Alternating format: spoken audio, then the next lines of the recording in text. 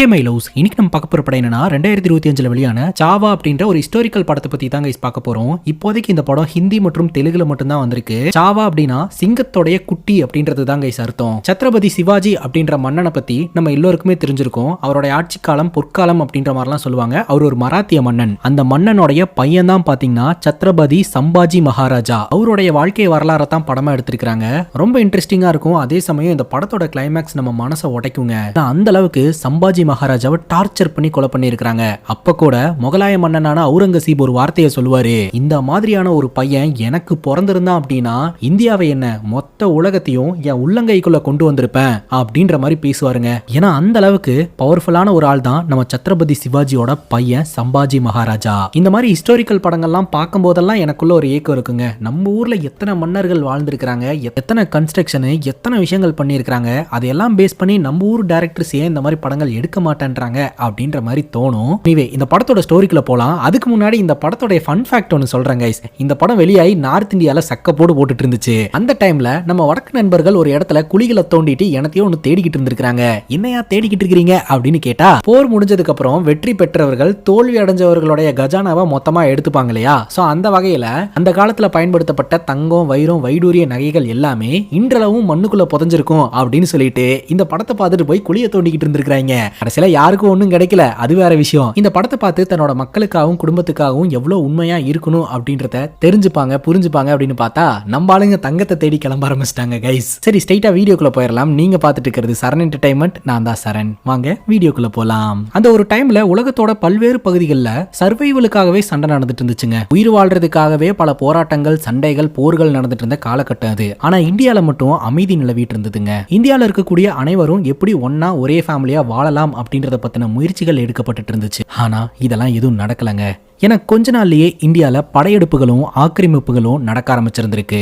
16ஆம் நூற்றாண்டுல பானிபட் போரை வின் பண்ணதுக்கு அப்புறம் முகலாயர்கள் டெல்லியில இருக்கக்கூடிய ஃபோர்ட் மேல அவங்களோட கொடியை பறக்க விட்டாங்க. அந்த டைம் வரலாற்றோட கருப்பு காலம் அப்படின்ற மாதிரி சொல்றாங்க. அந்த டைம்ல ஏகப்பட்ட மன்னர்கள் அந்த இடத்தை திரும்ப பிடிக்கணும் அப்படின்னு சண்டை செஞ்சிருக்காங்க. பட் அதுல தோல்விதான் அடைஞ்சிருக்காங்க. இந்த முகலாய பேரரசு ரொம்ப வலிமையான ஆட்களா இடத்தை பிடிச்சிட்டாங்க. அவங்கள எதுவுமே பண்ண முடியலங்க. 17ஆம் நூற்றாண்டுல அவுரங்கசீப் பதவி ஏற்கிறாரு. கருணையே இல்லாத பல விஷயங்களை அவர் பண்ணிக்கிட்டு இருக்கிறாருங்க. அப்படியே இன்னொரு பக்கம் நம்ம சத்ரபதி சிவாஜி மகாராஜாவுடைய மனைவி பிரெக்னென்ட் ஆகுறாங்க. அவங்களுக்கு குழந்தை பிறக்குது. அந்த பையனுக்கு சின்ன வயசுல இருந்தே பாத்தீங்கன்னா போர்க்கலைகளை எல்லாம் கத்து கொடுத்து வளர்க்க ஆரம்பிக்கிறாங்க. மன்னர் சத்ரபதி சிவாஜி மக்களுக்காக போராடக்கூடிய மன்னரா இருந்துட்டு இருக்கிறாருங்க. என்னைக்குமே பாத்தீங்கன்னா இவர் மதத்துக்கு எதிராக நின்னதே கிடையாது. நீ எந்த மதமா வேணாலும் இரு, என்னோட டெரிட்டரிக்குள்ள நீ இருந்த அப்படின்னா உனக்கான பாதுகாப்பை நான் உறுதி செய்வேன் அப்படின்ற மாதிரி மக்களுக்கான ஒரு மன்னனா இருந்திருக்கிறாருங்க. அவுரங்கசீப் பல முறை சத்ரபதி சிவாஜியோட இடத்தை பிடிக்கணும் அப்படின்னு முயற்சிகளை கையில் எடுத்திருந்திருக்கிறாருங்க. ஆனா ஒவ்வொரு முயற்சிகளும் தோல்வி அடைஞ்சிருக்குது. ஏன்னா அந்த அளவுக்கு சத்ரபதி சிவாஜி பவர்ஃபுல்லான ஒரு மன்னன். அவுரங்கசீப் மற்றும் அவங்களோட கருணை இல்லாத ஆர்மினால இவர் கிட்ட கூட வர முடியலங்க. சிங்க மாதிரி உட்கார்ந்து ஆட்சி செஞ்சுட்டு இருந்திருக்காரு. இப்ப படத்தோட கதைக்குள்ள போலாம். படத்தோட ஸ்டார்டிங் சீன்ல மன்னர் அவுரங்கசீபை நம்ம கிட்ட காட்டுறாங்க. ஒரு அர்ஜென்டான நியூஸ் ஒன்று வந்திருக்கு மகாராஜா அப்படின்னு சொல்ல, என்ன நியூஸ் அப்படின்னு கேட்க, சத்ரபதி சிவாஜி இறந்துட்டாரு அப்படின்னு சொல்ல அங்க இருக்கக்கூடிய எல்லோருக்குமே ரொம்ப சந்தோஷங்க.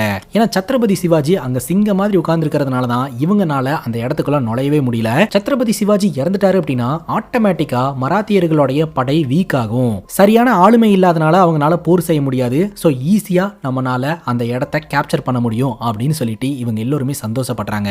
நம்ம சத்ரபதி சிவாஜியோடைய பையன் தாங்க சம்பா மகாராஜா. அவருக்கு 9 வயசா இருக்கும் போதே பாத்தீங்கன்னா அவரை ஆக்ரா சிறையில அடைச்சிட்டாங்க. ஆனா அவர் எப்படியோ ட்ரை பண்ணி அந்த சிறையில இருந்து தப்பிச்சு ஓடிட்டாருங்க. ஆரம்பத்துல இருந்தே சத்ரபதி சிவாஜியோட டெரிட்டரியை பிடிக்கிறதுல அவுரங்கசீபுக்கு பின்னடைவு மட்டும்தான் கிடைச்சிருக்குது. சோ இப்போ சத்ரபதி சிவாஜி இறந்துட்டாரு. சோ அவரோட கண்ட்ரோல்ல இருக்கக்கூடிய ரீஜன் எல்லாத்தையுமே நம்ம கண்ட்ரோல்ல கொண்டு வந்துடலாம் அப்படின்னு சொல்லிட்டு இவங்க சந்தோஷப்படுறாங்க. அவுரங்கசீபும் ரொம்ப நாள் கழிச்சு ஒரு நல்ல நியூஸ் என் காதுல வந்திருக்கு, மராத்தியர்களுடைய ஆட்சி கவலை போறதை நினைச்சு நம்ம சந்தோஷப்படலாம், செலிப்ரேட் பண்ணலாம் அப்படின்னு சொல்லிட்டு செலிப்ரேஷன் பண்ணிட்டு இருக்காங்க. அங்க கட் பண்ணா புரான்பூர் அப்படின்ற ஒரு இடத்தை காட்டுறாங்க. அந்த இடத்தை கம்ப்ளீட்டா முகலாயர்கள் தான் தன்னோட கண்ட்ரோல்ல வச்சிருக்காங்க. அங்க இருக்கக்கூடிய கோட்டைக்குள்ள முகலாயர்களுடைய ஆர்மி பெரிய பெரிய பாக்ஸ் எல்லாம் எடுத்துட்டு போய் வைக்குதுங்க. அதுல ஒரு பாக்ஸ் பாக்ஸ் ஓபன் பண்ணி பார்த்தா ஏகப்பட்ட தங்க வைர நகைகள் எல்லாமே இருந்துகிட்டு இருக்குது. அதை பூட்டி வச்சுட்டு அந்த கோட்டையோட இன்சார்ஜ் கிட்ட வந்து அந்த சோல்ஜர் பேசுறாருங்க. அந்த கோட்டையோட இன்சார்ஜ் பேரு கான் ஜமான் அப்படின்றவர் தான். சோல்ஜர் சொல்றாரு, முஸ்லீம் அல்லாத மக்கள் கிட்ட எல்லாம் வந்து டாக்ஸ் கலெக்ட் பண்ணிருக்கேன். சோ அந்த டாக்ஸ் வந்து நம்ம கஜானால நிறைஞ்சு வழிஞ்சுகிட்டு இருக்குது. அது மட்டும் இல்லாம சத்ரபதி சிவாஜியோட இறப்புக்கு பின்னாடி மக்கள் எல்லாருமே நம்மளை பார்த்து பயப்பட ஆரம்பிச்சிட்டாங்க. அவங்களே வாண்டடா நம்ம கிட்ட டாக்ஸை கொண்டாந்து கொடுக்குற அளவுக்கு நம்ம மேல அவங்களுக்கு பயம் வந்துருச்சு அப்படின்னு சொல்ல எல்லாருமே சந்தோஷப்படுறாங்க. அதே சமயம் இந்த சோல்ஜர் சொல்றாருங்க, இந்த இடம் முகலாயர்களுடைய லைஃப் லைனாவே மாறிடுச்சு. இங்கதான் நம்ம கலெக்ட் பண்ணப்பட்ட எல்லா தங்கமும் இருக்குது. சோ யாரோட கண்ணிலுமே படாம நம்ம தான் பாதுகாப்பா வச்சுக்கணும் அப்படின்னு சொல்ல இந்த கான் ஜமான் அப்படின்றவர் சொல்றாருங்க, நம்மள அட்டாக் பண்றதுக்கு யார் வருவா? ராஜ்பூத் அப்படின்ற அந்த டெரிட்டரி அவங்களோட இடத்தை பாதுகாப்பா வச்சுக்கிறதுக்கே அவங்களுக்கு டைம் கரெக்டா இருக்கு. இன்னொரு பக்கம் மராத்தியர்களோட லீடர் இறந்து போனதுக்கு அப்புறம் எப்படியும் அந்த கிங்டமே காலியாகும் அப்படின்னு சொல்ல அங்க இருக்கிற ஒருத்தர் சொல்றாரு, என்னைக்குமே நம்ம அசால்ட்டா இருந்துடக்கூடாது, பழைய விருந்தாளிங்க வந்து அட்டாக் பண்றதுக்கு வாய்ப்பு இருக்கு அப்படின்னு சொல்ல அங்க இருக்கிற எல்லாருமே சிரிச்சுக்கிட்டு இருக்காங்க. அப்ப திடீர்னு அந்த இடமே அதிர்ற மாதிரி தெரியுதுங்க. தூரத்துல இருந்து ஒரு படையே இவங்களை நோக்கி வந்துகிட்டு இருக்கிற மாதிரி தெரியுதுங்க. என்னடான்னு பார்த்தா தக்காளி அங்கதாங்க ஒரு ட்விஸ்ட். தன்னை அழிக்க யாருமே இல்ல அப்படின்னு நினைச்ச கான் ஜமான் அப்படின்றவரை நோக்கி மராத்தியர்களுடைய ஆர்மி வந்துகிட்டு இருக்குதுங்க. தலைவன் இல்லாம அந்த ஆட்சி வீழ்ந்துரும் அப்படின்னு நினைச்ச எல்லோருக்குமே பயங்கர அதிர்ச்சி. தக்காளி உள்ள வந்தா மராத்தியர்களோட ஆர்மி முகலாயர்களோட ஆர்மியை போட்டு பொலவலன்னு பொழக்குது. மராத்தியர்கள் கிட்ட இருக்கக்கூடிய நல்ல பழக்கம் என்ன அப்படின்னா பொதுமக்களை இவங்க டிஸ்டர்ப் பண்றது கிடையாது. யாருக்கோட சண்டையோ அவங்கள ஃபோக்கஸ் பண்ணி மட்டும்தான் இவங்க சண்டை போடுறாங்க. இந்த ஆர்மியை தலைமை தாங்கிறது வேற யாரும் கிடையாதுங்க, மகாராஜா சத்ரபதி சிவாஜியோட பையன் சம்போ மகாராஜா. அவரு தான் பாத்தீங்கன்னா இந்த ஆர்மியை வழி நடத்துறாரு. பயங்கரமா போர் நடந்துட்டு இருக்கு. அப்போ அந்த கூட்டத்துக்குள்ள ஒரு சின்ன பையன் அம்மா அம்மான்ட்டு பயங்கரமா அழுதுகிட்டு இருக்கான். இதை இந்த சம்பா மகாராஜா பாக்குறாருங்க. இனி இவரை நான் ஹீரோனே சொல்றேன். ஹீரோ பாத்தீங்கன்னா உடனடியா அந்த பையனை மீட்டு அங்க ஓரமா நின்னுட்டு இருக்கிற அவங்க அம்மா கிட்ட ஒப்படைக்கிறாரு. ஆல்ரெடி சொன்ன மாதிரி இவங்க பொதுமக்களை தொந்தரவு பண்றது கிடையாது. இப்ப அந்த கோட்டையோட இன்சார்ஜான கான் ஜமான் அப்படின்ற நபரை மீட் பண்றதுக்காக ஹீரோ போறாருங்க. இந்த கான் ஜமானும் பாத்தீங்கன்னா பயங்கர பலசாலி. போற பார்த்து பயந்து ஓடுற ஆள் எல்லாம் கிடையாது. எப்படான்னு காத்துக்கிட்டு இருக்கக்கூடிய ஒரு ஆள் தான். அவருக்கும் நம்ம ஹீரோக்கும் அங்க சண்டை நடக்குதுங்க. அந்த சண்டையில நம்ம ஹீரோவை ஒரு ரூமுக்குள்ள தள்ளி விட்டுறாரு. அந்த ரூமுக்குள்ள ஒரு சிங்கத்தை அடைச்சு வச்சிருக்காங்க. எப்படியும் அந்த சிங்கம் போட்டு தள்ளிரும் அப்படின்னு சொல்லிட்டு இந்த கான் ஜமான் உள்ள எட்டி பார்த்துக்கிட்டு இருக்காரு. ஆனா நம்ம ஹீரோ அந்த சிங்கத்தை போட்டு தள்ளிட்டு வெளியில வந்து கான் ஜமானை போட்டு பொலவலன்னு பொழக்கிறாருங்க. அதுக்கப்புறம் அந்த கான் ஜமானோட கதையும் முடிச்சு அந்த பர்டிகுலர் இடத்தை எரிச்சு விட்டு அந்த இடத்த மராத்தியர்கள் தன்னோட கண்ட்ரோல்ல கொண்டு வராங்க. அங்க இருக்கக்கூடிய கஜானாக்கள் எல்லாத்தையுமே தூக்கிட்டு கிளம்புறாங்க. இப்போ நம்ம ஹீரோ ஒரு இடத்துல நின்னு சின்ன வயசுல நடந்ததை நினைச்சு பார்த்துட்டு இருக்காருங்க. ஹீரோ சின்ன பையனா இருக்கும்போது போர் நடந்திருக்குங்க. அந்த இடத்த போர் வீரர்கள் பயங்கரமா சூறையாடி இருந்திருப்பாங்க. அந்த இடமே எரிஞ்சுகிட்டு இருந்திருக்கும். அப்போ நம்ம ஹீரோ அழுதுகிட்டே இதெல்லாம் எப்ப கிளியர் ஆகும் அப்படின்ற மாதிரி கேட்க அப்ப அவருடைய காதுல ஒரு வாய்ஸ் ஒண்ணு கேக்குங்க. நம்ம ராஜ்யத்தோடைய சுடர் எப்போ பிரகாசமா எரியுதோ அப்ப இந்த கரும்புகையெல்லாம் காணாம போயிரும், எல்லாம் சரியாயிரும் அப்படின்ற மாதிரி அந்த வாய்ஸ் சொல்லுங்க. அங்க கட் பண்ணா இப்ப பிரசன்ட் சிச்சுவேஷன். நம்ம ஹீரோவோட தோள் மேல ஒருத்தர் கை வைக்கிறாரு. அவர் வேற யாரும் கிடையாதுங்க, இவரோட ராணுவ தளபதி. அது மட்டும் இல்லாம ஹீரோடைய மாமாங்க. ஹீரோக்கு அவருடைய மாமாவை ரொம்ப பிடிக்கும். அம்மா அப்பாவோடைய ஆசீர்வாதம் உங்ககிட்ட இருந்து எனக்கு கிடைக்கிறதா நான் எப்போதுமே நினைச்சுப்பேன் அப்படின்னு ரொம்ப எமோஷனலா சொல்றாருங்க. மாமாவும் என்ன சொல்றாருன்னா, நீ எதுக்கும் கவலைப்படாத, உன்னோட எல்லா சூழ்நிலையிலையும் நான் கூட இருப்பேன், மராத்தியர்களுக்காக நான் உசுரை கொடுக்கறதுக்கு கூட தயாரா இருக்கிறேன் அப்படின்ற மாதிரி சொல்லி ஹீரோவை ஹக் பண்ணிக்கிறாருங்க. இப்போ நம்ம ஹீரோ அவரோட ஆர்மி கிட்ட பேசுறாருங்க. அவுரங்கசீபோட காதுல கேட்கிற அளவுக்கு நம்ம இப்படி ஒரு சம்பவத்தை பண்ணியிருக்கோம். முகலாயர்கள் என்ன நினைச்சிட்டு இருக்காங்க அப்படின்னா, சத்ரபதி சிவாஜி இறந்ததுக்கு அப்புறம் மராத்தியர்களுடைய ராஜ்யம் கவிழ்ந்துரும் அப்படின்னு நினைச்சிட்டு இருக்காங்க. ஆனா சத்ரபதி சிவாஜி இன்னும் உயிரோட தான் இருக்கிறாரு அப்படின்ற மாதிரி நம்ம அவங்களுக்கு காட்டணும். சத்ரபதி சிவாஜி இறந்து போயிருக்கலாம், ஆனா அவருடைய கனவு, அவருடைய விஷன் எல்லாத்தையும் நம்ம கிட்ட விட்டுட்டு போயிருக்கிறாரு. அவருடைய ஆசையை நம்ம நிறைவேற்றுவோம், எல்லாரும் ஒன்னா இருப்போம், சந்தோஷமா வாழ்வோம், நம்ம மேல எவனையுமே கை வைக்க விடக்கூடாது. நான் கடவுள் ஜெகதாம்பா மேல ப்ராமிஸ் பண்றேன், நம்ம மேல கை வைக்கிறதும் எரிமலை மேல கைய வைக்கிறதும் அந்த அளவுக்கு நம்ம பவர்ஃபுல்லான ஒரு ஆட்களா இருக்கணும், மராத்தியர்களை காப்பாற்றணும் அப்படின்னு தன்னுடைய ஆர்மிக்கு மோட்டிவேஷன் கொடுக்குறாருங்க. அங்க கட் பண்ணா சொய்ராபாய் அப்படின்ற ஒரு லேடியை காட்டுறாங்க. இவங்க யாரு அப்படின்னா, நம்ம சத்ரபதி சிவாஜி இருக்காங்க இல்லையா, அவங்களுடைய ரெண்டாவது மனைவி. அவங்களுக்கு ஒரு பையன் இருக்கான், சின்ன பையன். அந்த பையனுடைய பேரு ராஜாராம் அப்படின்னு சொல்லிட்டு. இப்ப அந்த கோட்டையில இருக்கக்கூடிய யாருக்குமே சம்பா மகாராஜா வந்து முகலாயர்களை எதிர்த்து அங்க ஒரு பஞ்சாயத்தை பண்ணிட்டு வந்தார் இல்லையா, அது பிடிக்கல. இவங்க வந்து முகலாயர்கள் கூட வந்து டை அப் பண்ணிக்கிட்டு ஒரு ராஜ்யத்தை உருவாக்கலாம், அவங்களோட பையனை வந்து அந்த ராஜ்யத்தோடைய அரசனா மாத்தலாம் அப்படின்ற ஒரு பிளான்ல இருந்துட்டு இருக்காங்க. இந்த டைம்ல தான் நம்ம ஹீரோ முகலாயர்களை போட்டு பிரிவிரின்னு பிரிச்சுக்கிட்டு இருக்காரு. எந்த முகலாயர்கள் கூட நம்ம சேர்ந்து ஒர்க் பண்ணணும் அப்படின்னு நினைக்கிறோமோ அவங்களுக்கு எதிராக இவன் சண்டை போட்டுக்கிட்டு இருக்கான், நம்ம கனவுகளை எல்லாம் இவன் ஸ்பாயில் பண்ணிக்கிட்டு இருக்கான் அப்படின்ற மாதிரி பேசிக்கிட்டு இருக்காங்க. இப்போ நம்ம ஹீரோடைய ஆர்மி பாத்தீங்கன்னா அவங்களோட கோட்டைக்கு போகுது. போர்ல வென்றுட்டு வந்திருக்காங்க இல்லையா, அதனால ஆரத்தி எல்லாம் எடுத்து பயங்கர செலிப்ரேஷனோட நம்ம ஹீரோவை இன்வைட் பண்றாங்க. ராத்திரி நம்ம ஹீரோவும் ஹீரோடைய மனைவியும் அப்படியே பேசிட்டே நடந்து வந்துட்டு இருக்காங்க. யூஸ்வலா கணவன் போருக்கு போயிட்டு ரிட்டர்ன் வராங்க அப்படின்னா மனைவிகள் கண்டிப்பா வந்து கோவப்படுவாங்க. ஆனா நான் பாருங்களேன், உங்களை பார்த்து ஸ்மைல் பண்ணிக்கிட்டே இருக்கேன், என்னால ஸ்மைல் பண்றதை நிறுத்தவே முடியல அப்படின்னு சொல்றாங்க. அது மட்டும் இல்லாம ஹீரோடைய மனைவி அவங்களே கேள்வியும் கேட்டுப்பாங்க, அவங்களே பதிலும் சொல்லிப்பாங்க. நீயே கேள்வி கேட்டுக்கிற, நீயே பதில் சொல்லிக்கிற அப்படிங்கும்போது, ஏன்னா நான் உங்களுடைய பொண்டாட்டி மட்டும் கிடையாது, உங்கள பாதி நானு, அதனால நீங்க என்ன நினைக்கிறீங்க அப்படின்றதெல்லாம் எனக்கு தெரியும் அப்படின்ற மாதிரி இவங்க ரெண்டு பேரும் லவ் பண்ணிக்கிட்டு இருக்காங்க கைஸ். ஹீரோ கேட்கிறாரு, நான் என்ன நினைச்சாலும் கண்டுபிடிச்சிருவேன்னு சொல்றேன்ல, இப்போ நான் என்ன நினைக்கிறேன் அப்படின்றத கெஸ் பண்ணி சொல்லி பார்க்கலாம் அப்படிங்கும்போது, இப்போ உங்க மனசுல இருக்கிறது எல்லாமே ஒரே ஒரு தாட்டு தான், கண்டிப்பா அந்த கனவு நிறைவேறும் அப்படின்னு கோட்டைக்குள்ள கூட்டிட்டு போய் காட்டுறாங்க. பார்த்தா அந்த இடத்துல தலையில மாற்ற கிரீடம், செருப்பு எல்லாமே இருக்குதுங்க. ஆக்சுவலா மன்னர் சத்ரபதி சிவாஜியோடைய அரியணையில அடுத்ததா நம்ம ஹீரோ தான் உட்கார போறாரு. சத்ரபதி சிவாஜிக்குன்னு ஒரு கனவு இருந்திருக்குங்க, எல்லாரும் ஒன்னா இருக்கணும், ஹாப்பியா இருக்கணும் அப்படின்னு சொல்லிட்டு. அந்த விஷனை நிறைவேற்றுறது தான் இப்போ நம்ம ஹீரோவுடைய கனவா இருக்குதுங்க. இப்போ அவுரங்கசீபோடைய அரண்மனையை காட்டுறாங்க. அங்க நியூஸ் கொண்டு போறவரு விஷயத்தை போய் சொல்றாரு. புரான்பூர் அப்படின்ற அந்த ஏரியால வெறும் டஸ்ட் மட்டும் தான் இருக்குது, மராத்தியர்கள் அந்த அளவுக்கு சம்பவத்தை பண்ணிட்டாங்க அப்படின்னு சொல்ல, மராத்தியர்களே லீடர் இல்லாம தள்ளாடிக்கிட்டு இருக்காங்க, இந்த கான் ஜமான்றவன் ஒழுங்கா லெட்டர் போட்டிருக்கானான்னு பாருங்க அப்படின்னு சொல்ல, மராத்தியர்களுடைய அடுத்த தலைமுறை வந்திருக்கு, சம்பாஜி மகாராஜ் அப்படின்றவர் தான் அந்த இடத்தை கேப்சர் பண்ணாப்ல அப்படின்ற மாதிரி சொல்ல, அவுரங்கசீப்பே பயங்கர ஷாக் ஆகுறாருங்க. அப்போ ஒரு விஷயத்தை நினைச்சு பாக்குறாருங்க, நம்ம ஹீரோ சின்ன பையனா இருக்கும் போதே வந்து இவங்க சிறப்பிடிச்சு வச்சிருந்தாங்க, அப்ப கூட பாத்தீங்கன்னா கொஞ்சம் கூட பயம் இல்லாம தன்னோட கித்த விட்டு கொடுக்காம பேசின ஒரு ஆள் தான் நம்ம சிவாஜியோட பையன். ஆனா இவங்க கண்ட்ரோல்ல இருந்தே தப்பிச்சு போய் இப்போ ஒரு மிகப்பெரிய போர் வீரனா இவங்க கண்ணு முன்னாடி வந்து நின்னுட்டு இருக்காருங்க. பிரசன்ட்ல இந்த அவுரங்கசீப் சொல்றாரு, சத்ரபதி சிவாஜி இறந்துட்டாரு, ஆனா அவருடைய கனவுகள் எல்லாத்தையுமே இந்த பையன்ட்ட விட்டுட்டு போயிருக்கிறாரு அப்படின்ட்டு. அங்க கட் பண்ணா நம்ம ஹீரோ வாழக்கூடிய கோட்டையை காட்டுறாங்க. அங்க வந்து முடிசூடுற விழா வந்து ஏற்பாடு பண்ணியிருக்கிறாங்க. சத்ரபதி சிவாஜியோட அந்த அரியணையில அடுத்து நம்ம ஹீரோ தான் உட்கார போறாரு. ஸோ அதற்கான முடிசூட்டு விழாலாம் நடக்குதுங்க. ஹீரோ அந்த பதவியும் ஏத்துக்கிறாரு. அங்க கட் பண்ணா இந்த சோய்ராபாய் அப்படின்ற ஒருத்தங்களை நம்ம பார்த்தோம் இல்லையா, அதாவது சத்ரபதி சிவாஜியோடைய 2வது மனைவி, அவங்க எப்படி நம்ம ஹீரோவை காலி பண்ணலாம் அப்படின்ற எண்ணத்துல தான் இருந்துட்டு இருக்காங்க. இப்போ நம்ம ஹீரோ அவரோட கோட்டையில தர்பார்ல உட்காந்து சாப்பிட்டுட்டு இருக்கிறாருங்க. பக்கத்துல இந்த குரு மன்னர்கள்லாம் இருக்கிறாங்க. அதுல ஒருத்தர் வந்து பயங்கரமா கவிதையெல்லாம் சொல்றாரு. அந்த கவிதைகள் எல்லாமே பாத்தீங்கன்னா நம்ம ஹீரோவை பாராட்டுற மாதிரி இருக்குது. ஹீரோவும் அதை ரிசீவ் பண்ணிக்கிறாரு, திரும்ப அவரை பாராட்டுற மாதிரியும் கவிதையெல்லாம் சொல்றாருங்க. இப்போ அந்த தர்பார்ல இருக்கக்கூடிய குறுநில மன்னர்கள் 2 பேர்த்த காட்டுறாங்க, கனோஜி மற்றும் கனோஜி அப்படின்னு சொல்லிட்டு.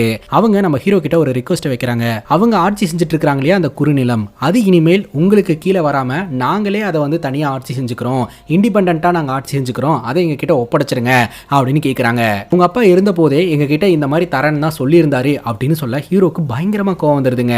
ஏன்னா சத்ரபதி சிவாஜியோட விஷனே வந்து எல்லாரும் ஒன்னா இருக்கணும் அப்படின்றது தான். ஆனா இப்போ வந்துட்டு இவர் அதை எனக்கு தனியா கொடுத்துருங்க, நாங்க தனியா பிரிஞ்சு போறோம் அப்படின்னு சொல்ல, அந்த இடத்துல இருக்கக்கூடிய நம்ம ஹீரோவோடைய மனைவிக்கே கோவம் வந்துருதுங்க. அது எப்படி கொடுக்க முடியும், நம்ம எல்லாரும் ஒன்னா இருக்கலாம் அப்படின்றது தான் பிளானு, அதெல்லாம் கொடுக்க முடியாது அப்படின்னு சொல்லும் போது தொடர்ந்து அவங்க 2 பேரும் ஆர்குமெண்ட் பண்ணிட்டு இருக்காங்க. பட்டுன்னு ஹீரோக்கு கோவம் வந்து ஹீரோவும் திட்டிடுறாருங்க.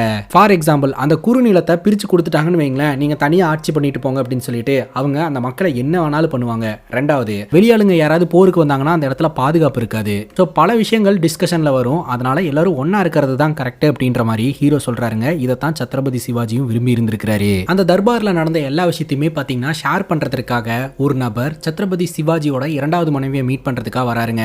ஹீரோ அங்க பதவி ஏற்று ஆட்சி செய்ய ஆரம்பிச்சிட்டாரு. அது மட்டும் இல்லாம அவர் இந்த மாதிரி தனி நிலத்தை எல்லாம் கொடுக்க மாட்டேன்றதுல உறுதியா இருந்துகிட்டு இருக்காரு. உங்களுடைய பிரதர், அதாவது நம்ம ஹீரோவுடைய மாமா உங்களுக்கு சப்போர்ட்டா இருப்பாரு அப்படின்னு பார்த்தா அவரு அவங்களுக்கு சப்போர்ட்டா தான் இருந்துகிட்டு இருக்காரு. இதெல்லாம் வச்சு பார்க்கும்போது உங்களுடைய பையனை கிங் ஆக்குறது அப்படின்றது இம்பாசிபிள் அப்படின்ற மாதிரி தான் தோணுது அப்படின்னு அந்த நபர் சொல்றாருங்க. ஆனா இவங்களோட பையனும் பாத்தீங்கன்னா பெரிய பையன்லாம் கிடையாது, ஒரு 11 வயசு இருக்கக்கூடிய பையன் தான் நினைக்கிறேங்க. அவன் ஜாலியா விளையாடிட்டு இருக்கக்கூடிய பையன், அவனுக்கு இந்த போர் தந்திரம் இதை பத்தி எல்லாம் எதுவுமே தெரியாது. இப்ப சிவாஜியோட 2வது மனைவி சொல்றாங்க, நீங்க சொல்றது கரெக்ட் தான், என்னுடைய பிரதர் எனக்கு சப்போர்ட்டா இருந்திருக்கணும், ஆனா அவங்களோட ஆர்மியில ஒரு தளபதியா இருந்துட்டு இருக்காரு. இதுல இருந்து என்ன தெரியுது அப்படின்னா, ஃபேமிலி கிட்ட நம்ம எதையுமே எதிர்பார்க்க கூடாது, நமக்கு தெரியாதவங்க நமக்கு பரிச்சயம் இல்லாதவங்க தான் எப்போதுமே உதவியா இருப்பாங்க அப்படின்னு சொல்ல, இவங்களோட தர்பார்ல இருக்கக்கூடிய ஒருத்தர் சொல்றாருங்க, அம்மா இப்போ நம்ம ஹீரோ சாதாரண ஒரு ஆள் கிடையாது, சத்ரபதி ஆயிட்டாரு, மராத்தியர்களோட தலைவரா இருக்கிறாரு, நம்ம ஏதாவது சின்ன மிஸ்டேக் பண்ணா கூட அது நமக்கு ஒரு மிகப்பெரிய பேரழிவை உருவாக்கிரும் அப்படின்னு சொல்ல, ஆனாலும் இந்த சிவாஜியோட 2வது மனைவி என்ன சொல்றாங்க அப்படின்னா, அவனோட இறுதி கட்ட பயோகிராஃபியை எழுதுறதுக்கு தயாராகுங்க அப்படின்னு சொல்லி நம்ம ஹீரோட கதையை முடிக்கிறதுக்கு பிளான் பண்றாங்க. இப்போ இவங்க கிட்ட இருந்து வேற ஒரு இடத்துக்கு சீக்கிரட்டா ஒரு லெட்டர் கொண்டு போய் ஒரு நபர் கொடுத்துட்டு வர மாதிரி நம்ம கிட்ட காட்டுறாங்க. யாரு கிட்ட கொண்டு போய் கொடுத்துட்டு வந்தாங்க அப்படின்றது இப்போதைக்கு நமக்கு தெரியலங்க. அடுத்த நாள் காலையில நம்ம ஹீரோ கோட்டையில உட்காந்துக்கிட்டு இருக்காருங்க. ஹீரோக்கு ஒரு இம்பார்ட்டன்ட் நியூஸ் வந்திருக்கிறதா சொல்றாங்க. ஹீரோவை இந்த அவுரங்கசீபோடைய பையன் அக்பர் மீட் பண்ணணும்னு சொல்லி இருக்கிறதா சொல்றாங்க. அவுரங்கசீபோடைய பையன் எதுக்காக என்ன மீட் பண்ணணும் அப்படின்னு கேட்கும்போது அதுக்கான விளக்கத்தை அவங்க கொடுக்கல, உங்ககிட்ட தான் சொல்லுவேன் அப்படின்னு சொல்லியிருக்கிறாரு அப்படின்னு சொல்ல அவுரங்கசீபோடைய பையன் அக்பரை பத்தி விசாரிக்கும் போது தான் சில விஷயங்கள் தெரிய வருதுங்க. அவுரங்கசீப் உயிரோடு இருக்கும்போதே அவருடைய பையனான அக்பர் ஆட்சிக்கு வரணும்னு ஆசைப்பட்டு இருந்திருக்காருங்க. அதனால அப்பா பையனுக்குள்ள வாய்க்கா தகராறு அப்படின்னு சொல்லிட்டு இவங்க ரெண்டு பேரும் பிரிஞ்சுட்டாங்கன்ற விஷயம் தெரிய வருது. மேபி இந்த அவுரங்கசீப் ஆட்சி செய்யக்கூடிய இடங்களை கேப்சர் பண்றதுக்கு நம்ம கிட்ட உதவி கேட்பானோ என்னவோ அப்படின்ற மாதிரி இவங்க யோசனை பண்றாங்க. இருந்தாலும் அவன் கூப்பிட்டான் அப்படின்ட்டு நம்ம போயிட முடியாது. என்னதான் இருந்தாலும் அவன் அவுரங்கசீபோடைய பிளட், ஏதாவது ஒரு இன்டென்ஷனோட கூட உங்களை அழைச்சிருக்கலாம் இல்லையா, அதனால யோசிச்சு தான் நம்ம அக்பரை மீட் பண்றதுக்காக போகணும் அப்படின்னு இவங்க யோசனை பண்றாங்க. இந்த டிஸ்கஷன் போயிட்டு இருக்கும் போதே பஹிர்ஜி அப்படின்ற ஒரு நபர் அந்த இடத்துக்கு வந்து டான்ஸ் ஆடிக்கிட்டு இருக்காருங்க. பாதுகாவலர்கள் உள்ள விட மாட்டேன்றாங்க. உடனே ஹீரோ பாத்தீங்கன்னா அவரை உள்ள விடுங்க அப்படின்னு சொல்ல அவர் உள்ள வராரு. என்ன பஹிர்ஜி, என்ன நியூஸ் அப்படின்னு சொல்லி கேட்க, பார்க்க இவர் ஒரு ஃபன்னான ஆள் மாதிரி இருக்கிறாருங்க. ஆனா ஏகப்பட்ட இன்ஃபர்மேஷனை இவர் கலெக்ட் பண்ணிட்டு வந்திருக்காரு. அவுரங்கசீப் அப்படின்றவரு தனியாள் கிடையாது. அவரோட ஆர்மியில 8 லட்சம் பேர் இருக்கிறாங்க, 50,000 குதிரைகள் இருக்கு, 30,000 யானை வச்சிருக்காங்க. அது மட்டும் இல்லாம பல மில்லியன் கணக்குல தங்கங்களை டாக்ஸ்ன்ற பேர்ல கலெக்ட் பண்ணி கூச்சு வச்சிருக்காங்க அப்படின்ற விஷயத்த ஷேர் பண்றாங்க. சரி பஹிர்ஜி, நீங்க அவுரங்கசீபோடைய ஒரு ஷேடோ மாதிரி இருந்து நமக்கு எதிராக அவங்க திரும்புறாங்களா அப்படின்றத பார்த்துட்டே இருங்க. அந்த டைம்ல நான் அவருடைய பையனை போய் மீட் பண்ணிட்டு வந்துடுறேன் அப்படின்ற மாதிரி சொல்லிட்டு நம்ம ஹீரோ கிளம்புறாருங்க. இப்போ நம்ம ஹீரோ பாத்தீங்கன்னா வீட்டுல ரெடி ஆயிட்டு இருக்காருங்க. அவரோட மனைவி கிட்ட சொல்றாரு, நான் வந்து இன்னைக்கு கிளம்புறத பார்த்து வீட்டுல இருக்கக்கூடிய எல்லோருமே பயப்படுறாங்க, ஈவன் நம்ம போர் தளபதியான மாமாவும் பயப்படுறாரு அப்படின்னு சொல்ல, அதுக்கு ஹீரோன் ஏன் அப்படின்னு கேக்குறாங்க. இல்ல, மன்னன் அக்பரை வந்து தனியா போய் மீட் பண்ணலான்னு இருக்கிறேன், எந்த ஒரு ராணுவ படையுமே இல்லாம தனியா போய் மீட் பண்ணலான்னு இருக்கிறேன். இதை கேள்விப்பட்டு எல்லாருமே ஃபீல் பண்றாங்க. ஆனா நீ மட்டும் ஜாலியா இருந்துகிட்டு இருக்கிறியே அப்படிங்கும் போது நானும் ஃபீல் பண்றேன் தான், இல்லன்னு சொல்லல, உங்களை நினைச்சு கிடையாது, அந்த அக்பரை நினைச்சுதான் ஃபீல் பண்றேன். நமக்கு திருமணம் முடிஞ்ச அடுத்த நாளே வீட்டுல இருக்கிறவங்க சொன்னாங்க, இந்த குடும்பத்து ஆளுங்க இடி மாதிரி, அவங்கள யாராலையும் எதுவும் பண்ண முடியாது அப்படின்ட்டு, அதனால உங்களையும் யாராலையும் எதுவும் பண்ண முடியாது அப்படிங்கும் போது சம்டைம்ஸ் அந்த இடி கூட உன்னை பார்க்கும்போது கொஞ்சம் வீக் தான் ஆகுது அப்படின்னு ஹீரோ சொல்லிக்கிட்டு இருப்பாருங்க. அப்ப நம்ம ஹீரோடைய மனைவி சொல்லுவாங்க, நீங்க சீக்கிரமா போயிட்டு வாங்க, உங்களுக்காக ஒருத்தர் காத்துக்கிட்டு இருக்காங்க அப்படின்ட்டு. ஒருத்தரா, யார் அப்படின்னு கேட்க, அப்பதான் தெரிய வருது நம்ம ஹீரோடைய மனைவி பிரெக்னெண்டா இருக்காங்க அப்படின்ட்டு. அதுக்கப்புறம் ஹீரோ ரொம்பவே சந்தோஷப்படுறாருங்க. அப்புறம் இந்த அக்பரை மீட் பண்றதுக்காக தனியாளா கிளம்பி போறாரு. பார்த்தா அங்க இருக்கிறவங்க நம்ம ஹீரோ அட்டாக் பண்றதுக்காக வராங்க. அங்க இருக்கிறவங்களை எல்லாம் ஹீரோ ஈஸியா எந்த ஆயுதமே இல்லாம லெஃப்ட் ஹேண்ட்ல ஹேண்டில் பண்றாருங்க. உடனே அக்பர் அந்த இடத்துக்கு வராரு. ஹீரோடைய வீரத்தை பார்த்து ஹீரோவை பயங்கரமா பாராட்டுறாருங்க. இந்த அக்பர் நம்ம ஹீரோவை எதுக்காக வர சொல்லி இருப்பாரு அப்படின்னா, அவங்க கெஸ் பண்ணதுதான். சோ அவருடைய ட்ரீமுக்கும் அவரோட முயற்சிகளுக்கும் ஹீரோவை சப்போர்ட் பண்ண சொல்லி கேட்கிறாரு. சோ நம்ம ஹீரோக்கு ஏதாவது சப்போர்ட் அப்படின்னா இவரு பண்ணி கொடுக்குறேன் அப்படின்றாரு. பார்க்க போனா நீயும் நானும் ஒண்ணுதான், நீயும் நானும் புது ஜெனரேஷன், நம்ம ரெண்டு பேருக்கு புது ஐடியாலஜி இருக்குது. சோ அதை பேஸ் பண்ணி நம்ம ஆட்சி பண்ணலாம், நீ எனக்கு உதவி செய், நான் உனக்கு உதவி செய்யறேன் அப்படின்ற டீல நம்ம ஹீரோ கிட்ட முன் வைக்கிறாருங்க. ஆனா ஹீரோ என்ன சொல்றாரு அப்படின்னா, ஒட்டுமொத்த இந்தியாவும் ஒற்றுமையா இருக்கணும்னு நாங்க நினைக்கிறோம், அது மட்டும் இல்லாம நீ உங்க அப்பாக்கு எதிராகவே பஞ்சாயத்து பண்ணிக்கிட்டு இருக்கிற, உங்க அப்பாவையே போட்டு தள்ளி உங்க அப்பாவோட இடத்துல உட்காரணும்னு ஆசைப்படுற, நீ உங்க அப்பாவோட இடத்துல உட்கார்ந்த அப்படின்னா உனக்கு எனக்கு அப்புறம் பஞ்சாயத்து வருமா வராதா அப்படின்னு சொல்லி நம்ம ஹீரோ பாத்தீங்கன்னா அக்பரோட ஐடியாலஜிக்கு ஒத்துக்க மாட்டேன்றாருங்க. நாங்கெல்லாம் ஒற்றுமையா தான் இருக்கிறோம் அப்படின்றத ஹீரோ முன் வைக்கிறாரு. அப்பதான் அக்பர் பாத்தீங்கன்னா ஒரு லெட்டர் எடுத்து காட்டுறாரு, நீ தான் நினைச்சுக்கிட்டு இருக்கிற நீங்கெல்லாம் ஒற்றுமையா இருக்கீங்கன்ட்டு, இதை பாரு அப்படின்னு சொல்லி அந்த லெட்டரை காட்ட, அந்த லெட்டரை நம்ம ஹீரோ வாங்கி படிச்சு பாக்குறாருங்க. சத்ரபதி சிவாஜியோட 2வது மனைவி தான் பாத்தீங்கன்னா அக்பருக்கு லெட்டரை கொடுத்து விட்டு இருந்திருக்காங்க. அந்த லெட்டர்ல என்ன மென்ஷன் ஆயிருக்கும் அப்படின்னு பாத்தீங்கன்னா, அக்பரோட எதிரி யாரு அப்படின்னா இப்போதைக்கு அவுரங்கசீப் தான். ஏன்னா அந்த ஆட்சியை பிடிக்கணும் அப்படின்னு தான் அக்பர் நினைக்கிறாரு. என்னுடைய எதிரி வந்து மராத்திய மன்னனான சம்பாஜி மகாராஜா. நீ வந்து சம்பாஜி மகாராஜாவோட கதையை முடிச்ச அப்படின்னா மராத்தியர்களுடைய அடுத்த லீடரா நாங்க தான் வருவோம். அப்போ மராத்திய ஆர்மி நான் சொல்றதை தான் கேட்டு நடந்துக்கும். அப்போ உன்னோட அப்பாவை வீழ்த்துறதுக்கு மராத்திய ஆர்மி ஹெல்ப் பண்ணும். அப்படி வின் பண்ணதுக்கு அப்புறம் இந்த ஊரோடைய மேப் இருக்கு இல்லையா, அந்த மேப்ல நீ எந்த இடத்த கை வைக்கிறியோ அந்த இடம் உனக்கு அப்படின்ற மாதிரி அக்பர் கிட்ட டீல் பேசி நம்ம சிவாஜியோட 2வது மனைவி லெட்டர் அனுப்பிச்சிருந்திருக்காங்க. இந்த லெட்டரை படிச்சு பார்த்த நம்ம ஹீரோக்கு பயங்கர அதிர்ச்சியா இருக்குதுங்க. ஆனாலும் நம்ம ஹீரோ அக்பர் கிட்ட என்ன சொல்றாரு அப்படின்னா, உன்னோட டீலுக்கு என்னால சம்மதம் தெரிவிக்க முடியாது, ஆனா நான் உனக்கு ஒரு வாக்கு கொடுக்குறேன், நீ இந்த டெக்கான் மண்ல இருக்கிற வரைக்கும் உன்னோட உயிருக்கு ஆபத்தே கிடையாது, உன்னோட பாதுகாப்பை நான் உறுதி செய்யறேன் அப்படின்னு சொல்லிட்டு அங்கிருந்து கிளம்பிடுறாருங்க. ஹீரோடைய கோட்டையில இருக்கிறவர் தான் பாத்தீங்கன்னா அந்த லெட்டரை எழுதியிருக்கிறாரு அப்படின்னு சொல்லிட்டு நம்ம ஹீரோயின் கண்டுபிடிக்கிறாங்க. அதை பத்தி விசாரிக்கும் போது அது எழுதுனது நான் தான், பட் அதுல இருக்கக்கூடிய கருத்தெல்லாம் என்னோடது இல்ல, என்னை மன்னிச்சிருங்க அப்படின்ற மாதிரி கேட்க நம்ம ஹீரோடைய மனைவிக்கு பயங்கர கோவம் வந்து உடனடியா தண்டனை கொடுத்துட்றாங்க. இந்த கோட்டையை பொறுத்த வரைக்கும் எதிரிங்களை கூட மன்னிச்சு விடுவாங்க, ஆனா துரோகிங்களை எல்லாம் மன்னிக்கவே மாட்டாங்க. ராத்திரி நம்ம ஹீரோவோட மனைவி உட்கார வச்சு ரொம்பவே ஃபீல் பண்ணிக்கிட்டு இருக்கிறாருங்க.